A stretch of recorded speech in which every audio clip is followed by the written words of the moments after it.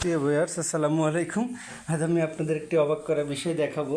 দেখতে পাচ্ছেন এই যে এখানে এক গামলা মাছ, মানে এক গামলা বলতে কি মাছে এই গামলার ভিতরে মাছগুলো রাখা হয়েছে। আর এই যে দেখুন আমাদের দুষ্টু মোনা, এই মোনা কি তুমি কি মাছ পাহারা দিচ্ছ? হ্যাঁ